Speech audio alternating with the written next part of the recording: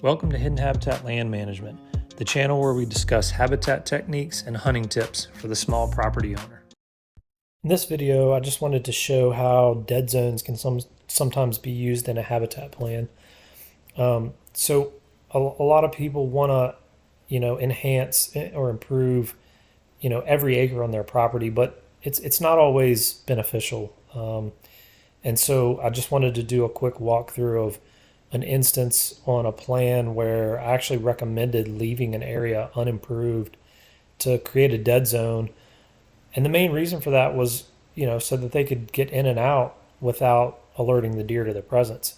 So in this property, a lot of their access is coming from the south. And so you can see this trail here in orange is one of their access points.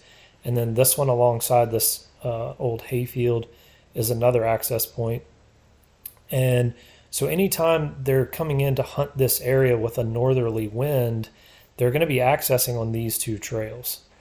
And so what I was trying to kind of show is, why you wouldn't want to improve all of these acres down here. So every time you're coming in the timber along this ridge, and you can kind of see how the ridge runs this direction here, and they're accessing kind of on this westerly edge of it.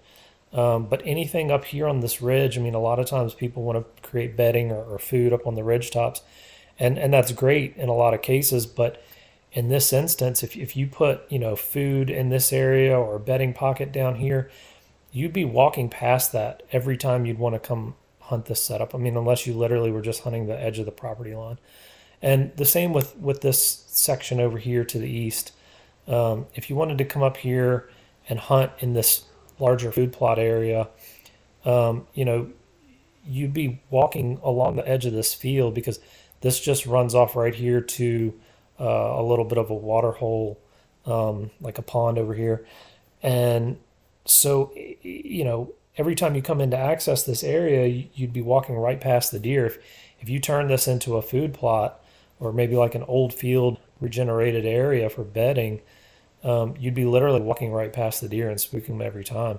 So in this instance, I recommended just leaving both of these sections unimproved up here in the timber, as well as down here in this field.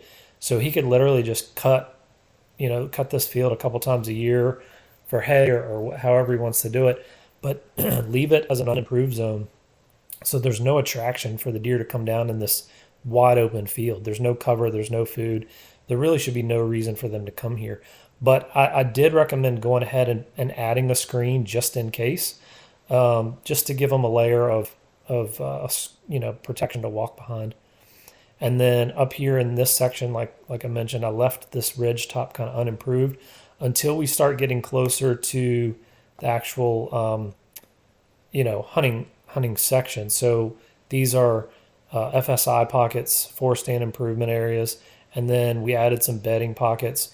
And then as you get a little further to the north, there's additional food that he's going to be hunting, and the movement and trails up here on this side.